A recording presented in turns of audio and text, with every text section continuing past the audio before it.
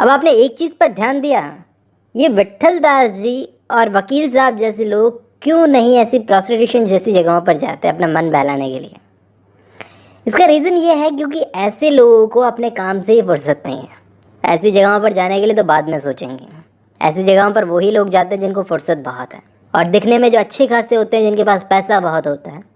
यहाँ पर प्रेमचंद जी बोलते हैं कि ऊपर वाला अगर औरत को खूबसूरती दे तो पैसा भी दे, क्योंकि बिना पैसे वाली खूबसूरत चालाक औरत पर ऐसे जादू बहुत जल्दी चलते हैं। वहाँ पर सुमन को वकील साहब से इस टाइप से बदतमीजी से बात करने का बड़ा दुख हो रहा था। सोच रही थी कि बड़े बड़े पैसे वाले लोग मुझसे यहाँ पर मन बहलाने के लिए आते हैं, लेकिन वो यहाँ से निकालना नहीं चाहते मुझे। क्यों? क्योंकि अगर मेरा कोठा बंद हो जाएगा तो उनका मन बहलना बंद हो जाएगा। उनको मज़ा आता है यहाँ पे आने में। वकील साहब और विट्ठल दास जी बहुत ही अच्छे इंसान हैं, वो मुझे यहाँ से निकालना चाहते हैं। पता है ये क्या सोच रही है इस वक्त? ये सोच रही है कि झूठी तारीफ से तो सच्ची बुराई हज़ारों गुना बेहतर होती है। रात भर में ऐसे ही सोचते सोचते इसने तय कर लिया कि सुबह होते ही सबसे पहले विट्ठल दास जी के पास में जाऊँगी और सुबह जाते ही उनसे एक जगह मांगूंगी। चाहे कोई और हेल्प मत करो, कम से कम मुझे एक जगह दिलवा दो। मैं चक्की पीसूंगी, कपड़े सिलूंगी, कुछ भी करूंगी, एक सेफ सी जगह दिलवा दो बस, और कुछ नहीं चाहिए। तो सुबह उठी, तैयार होने लगी विट्ठल दास जी के पास जाने के लिए। तभी विट्ठल दास जी खुद आ गए। जैसे ही वो आए तो बोली, आइए आइए, अंदर आइए, कल मैंने पूरा दिन आपका इंतज़ार किया, आप आए क्यों नहीं? तो ऐसे में विट्ठल दास जी बोलते हैं कि कोई काम पड़ गया था, मैं आ ना सका। अच्छा वो सब छोड़िए, ये बताइए मेरे रहने के लिए कोई बंदोबस्त हुआ? देखो सुमन, मैं यहाँ पर विट्ठल दास जी बोले कि देखो सुमन, मैं कुछ कर नहीं सका, लेकिन सारी इज्जत यहाँ पर बचा ले वकील साहब ने। वो तुम्हें सारे पैसे देने को तैयार हो गए, जो मैंने बड़े बड़े लोगों से मांगे सारे पैसे वो देंगे। तो बस ये सुनते ही सुमन का दिल पिघल गया कि कितना सही आदमी है वकील साहब, भगवान खुश रखे ऐसे आदमी को। लेकिन वो बोली, विट्ठल दास जी पैसे की प्रॉब्लम नहीं है, मैं खुद काम कर लूँगी, बस रहने का इंतज़ाम करवा दो। यहाँ विट्ठल दास इसकी बात सुनकर खुश हो गए कि क्या औरत है। वो बोले, सुमन सोच तो बहुत अच्छा रही हो, लेकिन ये बताओ तुम करोगी क्या? तो वो बोली, इस देश में लाखों औरतें हैं जो भगवान के सहारे हैं, मैं उनके लिए कुछ करूँगी, उनकी हेल्प करूँगी। तो इस पर विट्ठल दास बोले, कर लोगी पक्का? तो बोली, हाँ कर लूँगी पक्का, बताओ कब निकलना है? विट्ठल दास बोले, चलो मैं कमेटी से बात करता हूँ और वहाँ जा कर के किसी भी विधवा को अपनी सच्चाई मत बताना, मैं यहाँ से आई हूँ, ठीक है? तो बोले, ठीक है, आप जो कहेंगे वो करूँगी। तो बोले, शाम को आता हूँ तुमको लेने के लिए, तैयार रहना, सारी तैयारी कर लेना। अब विट्ठल दास जी निकले, पीछे से कुछ प्रॉस्टिट्यूट्स आ गई इसके पास में मिलने के लिए इससे। सुमन बोली कि मेरे सर में दर्द हो रहा है, बाद में आना। आज के दिन सुमन ने व्रत किया था यहाँ से निकलने से पहले, क्योंकि मुक्ति के दिन तो, बाहर निकलने के दिन तो कैदियों को भी खाना अच्छा नहीं लगता, तो ये कहाँ से खाती। अब कोई भी सुमन के पास में आता तो ये बहाना करके भेज देती। अब इसके बाद एक मुंशी अबुल वफ़ा नाम के आदमी आए इसके पास में, जिनको सिगरेट पीने का बहुत शौक़ था। वो आए, बैठे, तो इसने क्या किया, दिया सिलाई से सिगरेट उन्होंने क्या मुंह में दबाई और सुमन ने आग जला करके सिगरेट जलाने की कोशिश की, लेकिन सिगरेट में आग नहीं लगी, गलती से उनकी दाढ़ी में आग लग गई। अबुल वफ़ा ने जल्दी जल्दी अपनी दाढ़ी में से आग बुझाई। एक्सीडेंटली आधे से ज़्यादा उनकी दाढ़ी जल चुकी थी और अब शीशे में जाके चेहरा देखा तो वो डर गए। बोले, सुमन ये क्या किया? लेकिन यहाँ पर बहुत कंट्रोल करने के बाद भी सुमन की हंसी नहीं रुकी, वो हंस पड़ी और अबुल वफ़ा का खून गर्म हो गया ये देखते। बोले, अगर कोई और होता ना तुम्हारी जगह तो उसका खून पी जाता मैं। इस पर सुमन बोली, अरे दाढ़ी तो है, फिर रुक जाएगी। अब मेरे पास कोई दाढ़ी तो है नहीं तुमको दे दूँ, मार्केट में दूसरी नकली दाढ़ियाँ मिलती है, लगा लेना। अब वो और गुस्सा हो गए। बोले, गुस्सा मत दिलाओ, मेरे मुंह से कुछ निकल जाएगा। तो सुमन यहाँ पर एक्साइटमेंट में कुछ ज़्यादा ही बोल गई। बोले कि तुम्हारी दाढ़ी जरा सी जल गई तो इस पर इतना गुस्सा कर रहे हो, लेकिन तुम लोगों ने कितना जलाया मुझे यहाँ पर। जाओ घर जाओ, मुझे आप जैसे छिछोरे आदमियों की ज़रूरत नहीं है।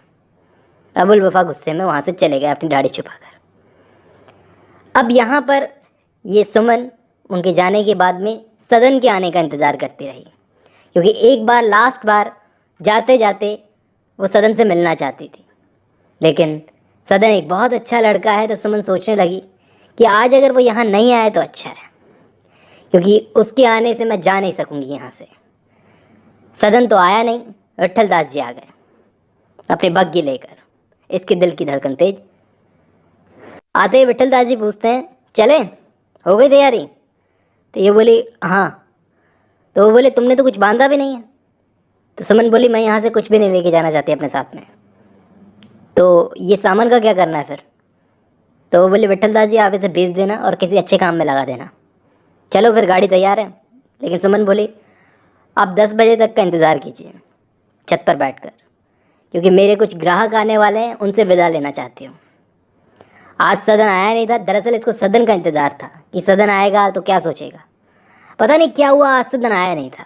10 बज गए लेकिन अभी तक वो आया नहीं था। विट्ठल दास जी नीचे आए, गाड़ी वाला इंतज़ार कर रहा था, लेकिन वो रोक कर बैठी थी कि थोड़ी देर और रुक जाओ और रुक जाओ।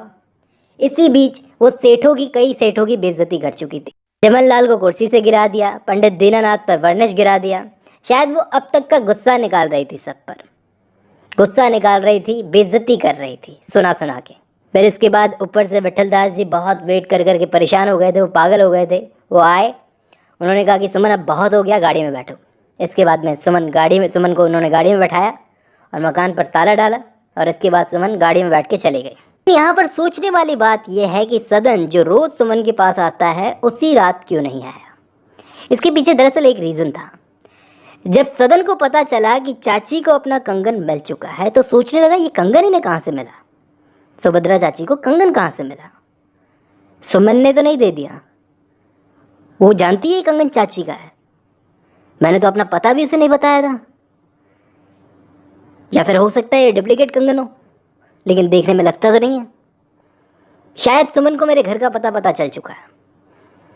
तो ये सोचने लगा कि सुमन तुमने बहुत गलत किया, तुमने मेरा दिया हुआ गिफ्ट वापस मेरी चाची को दे दिया। लेकिन ये सोचने लगा कि सुमन अब मुझे कंगन चोर समझती है, इसलिए ये बेटा सुमन के पास नहीं गया शाम के वक्त। यही रीज़न था कि सुमन इसको कंगन चोर समझती है, इसलिए इसी शर्म के मारे 1 हफ्ते तक ये सुमन के पास में नहीं गया। इच्छा तो इस बेटे की बहुत होती थी, मन नहीं लगता था टाइम कैसे कटे। लेकिन 8वें दिन इसने घोड़ा उठाया और चल दिया सुमन के पास में कि चलकर सुमन से बात तो करूं, क्योंकि प्यार है सुमन से, वो जो भी सज़ा देगी मंजूर है। अब ये एक नशा है, नशा। इस नशे में होश तो रहता है, लेकिन इंसान का मन बोलता है कि चलने दे चलने दे। तो इसने घोड़ा उठाया और चल दिया सुमन के पास में। लेकिन सुमन तो जा चुकी थी घर छोड़ के। लेकिन ये सुमन के घर तक पहुंचा भी नहीं था कि रास्ते में इसको एक साधु मिला। उसने इसका हाथ पकड़ लिया, बोले मुझे पता है तुम कहाँ जा रहे हो, लेकिन वहाँ मत जाओ, सुमन के पास तुम मत जाओ, क्योंकि वो जो औरत है वो अपने पति को छोड़ सकती है, तो सोचो वो तुम्हारी क्या होगी। कहकर वो साधु चले गए। सदन सोचने लगा ये साधु कौन था और मेरे बारे में इतना कैसे जानता है। तो अब साधु के कहने के बाद में इसकी हिम्मत बिल्कुल नहीं हो सकी कि ये सुमन के पास जा सके, इसलिए ये घर लौट गया। वहाँ इसकी चाची सुभद्रा, वो ये सोचने लगी कि मैंने बेचारे बच्चे पर चोरी का इल्ज़ाम लगाकर ठीक नहीं किया। उसने बेचारे ने चोरी नहीं की थी, मैंने इल्ज़ाम लगा दिया। उनके पति वकील साहब सोच रहे थे कि भतीजे को वापस घर भेज देना चाहिए। सदन का भी अब यहाँ पर मन नहीं लग रहा था, सुमन के पास तो जाना नहीं होता था, अब उसे भी घर जाना था। तभी इसी बीच गांव से बड़े भाई साहब का लेटर आया, वकील साहब के बड़े भाई साहब का लेटर आया कि सदन बेटे को गांव भेज दो, तुरंत की तुरंत शादी करवाएंगे लड़के की। तो सदन के साथ उसकी चाची सुभद्रा भी जाएगी गांव। वो तो खुश हो गई, तैयारियां शुरू करने लगी जाने की। सुभद्रा तो शादी में जाने के लिए इतनी पागल हुए जा रही थी, इतनी पड़ी थी शादी में जाने की, पति वकील साहब की तो चिंता ही नहीं है, खाना तक नहीं बनाया। 1 बज गया तो वकील साहब चले गए कहीं, छत पे चले गए। तो सुभद्रा पति से मिले बिना गांव कैसे निकलती? वो घर की छत पर ही थे। फिर स्टेशन छोड़ने तक आए, ट्रेन में भी बैठाया, लेकिन वो पति की शक्ल देखती रही। इसके बाद सदन और उसकी चाची सुभद्रा गांव पहुंचे। गांव जाते ही पहली चीज़ जो सदन ने उसकी माँ से पूछी कि चाची ने शहर में बहुत परेशान किया होगा। तो सदन बोला नहीं, चाची तो बहुत अच्छी है, बहुत आराम से रखा है। और उसकी चाल ढाल देखकर, सदन की चाल ढाल देखकर माँ समझ गई कि सदन पे शहर का रंग चढ़ गया। तो अब शुरू होती है सदन की शादी की तैयारियाँ, रस्में। अब भले ही ये सदन शहर से आया है, अभी भी इसके मन में सुमन की याद है, सुमन के छूट जाने का एक दुख है, लेकिन एक खुशी भी है कि एक नई लाइफ शुरू होने वाली, एक नई लड़की के साथ में। बस डर इस बात का है कि वो लड़की कहीं खूबसूरत नहीं हुई तो, सुमन से ज़्यादा खूबसूरत नहीं हुई तो। लेकिन क्या आप विश्वास करोगे कि जिस लड़की से इसकी शादी होने वाली है वो कौन है? वो है शांता, सुमन की बहन। आई होप आपको याद होगा शांता कौन है। हाँ, सुमन की बहन। उसकी माँ के गुजर जाने के बाद में मामा मामी के घर पर उसका कोई भी नहीं था। बेचारी का आखिर था कौन? मामी घर का सारा काम करवाती, ऊपर से गालियाँ भी देती थी। पंडित उमानाथ यानी कि उसके मामा ने सोचा कि इसकी मामी तो इसे किसी भिखारी के गले भी बांध देगी, लेकिन मैं ही कोई अच्छा लड़का देखूं इसके लिए। तो अब ये सदन शांता के लिए देखा है। चलो ये तो एक बात हो गई। वहाँ पर शहर में दूसरी तरफ वकील साहब अपनी लड़ाई लड़ रहे थे विट्ठलदास जी के साथ में। एक लड़ाई, एक आंदोलन शुरू हो गया था कि शहर की सारी प्रॉस्टिट्यूट्स, नाचने गाने वालियों को इस गंदगी से बाहर निकालना है। अब पता नहीं इससे इस शहर में क्या हलचल मच जाए, क्योंकि बड़े बड़े लोग इसमें इन्वॉल्व हैं। इस चीज़ के अगेंस्ट होंगे वो कहेंगे कि ये क्यों कर रहे हो, लेकिन फिर भी ये लोग लड़ रहे थे। अब वकील साहब ने पैम्पलेट छपवाना शुरू कर दिए लोगों को जगाने के लिए कि ये सब गलत है, शहर में नहीं होना चाहिए। लेकिन ये वकील साहब थोड़े कमज़ोर टाइप के आदमी हैं इस मामले में। विट्ठलदास जी तो मानते हैं बहुत लड़ने वाले टाइप के आदमी हैं, लेकिन क्या है कि ये थोड़े कमज़ोर टाइप के आदमी हैं वकील साहब। लोग उनको बहकाते हैं कि यार आप भी क्या विट्ठलदास जी के चक्कर में पड़ गए यार, वो आदमी उसको तो कोई काम नहीं है, आपको तो काम है ना। कोई कहता है कि वकील साहब किसी औरत ने मना कर दिया क्या, तभी वैश्याओं के पीछे पड़े रहते हो।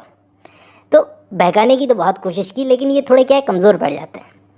लेकिन इनका आंदोलन क्या धीरे धीरे अब आग पकड़ने लगा था। अब सुनो, कहानी में इंटरेस्ट तो अब शुरू होता है।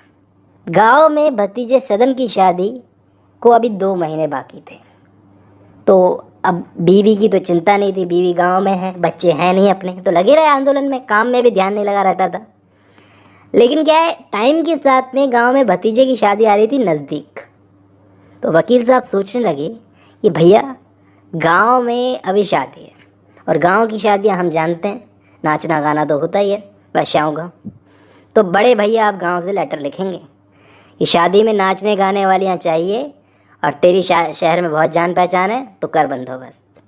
अब उनके बिना कौन सी शादी पूरी होती है, नाचने गाने वालियों के बिना? क्योंकि दूर दूर से लोग नाच गाना ही तो देखने आते हैं गांव की शादी में, और होता क्या है। तो अब बड़े भाई साहब बुरा मान जाएंगे, लेकिन वकील साहब ने सोचा होने दो नाराज़, क्या करें, इतनी मेहनत की है इस आंदोलन के लिए। लेकिन फिर भी जब गांव में बड़े भाई साहब के पास में पहुंची ये खबर कि भैया यहाँ पर शहर में तो आंदोलन चल रहा है हमारा, तो बड़े भाई साहब बोले अच्छा नहीं यार, तुम सही कर रहे हो, मैं भी सपोर्ट करता हूँ इस चीज़ को कि यार प्रॉस्टिट्यूट्स को तो बाहर निकालना ही चाहिए इस बिज़नेस से। लेकिन बड़े भाई साहब बोले कि यार एक बार तो करवाना चाहिए नाच गाना, क्योंकि यार मेरा एक ही लड़का है सदन, शादी के बाद तुमको जो करना है करो यार, मैं पूरा सपोर्ट करूँगा, लेकिन बेटे की शादी में बुलवाना पड़ेगा। वकील साहब सिर झुकाए खड़े थे, बड़े भाई को कैसे मना करे, दबे हुए थे। लेकिन आखिर हिम्मत करके बोले, पहली बार बोले कि भाई साहब आपने मेरी बहुत सारी गलतियाँ माफ़ की है ज़िंदगी भर, लेकिन मुझे माफ़ कर दीजिए। मैं कहूँगा कि ये आपका दोगलापन है। एक तरफ तो आप इन सबको बुरा कह रहे हैं, और दूसरी तरफ घर में नाचने गाने वालियों को बुला रहे हैं बेटे की शादी में। तो इस पर अब इनके बड़े भाई का क्या रिएक्शन होता है वो देखेंगे नेक्स्ट वीडियो में। आज की वीडियो में बस इतना ही।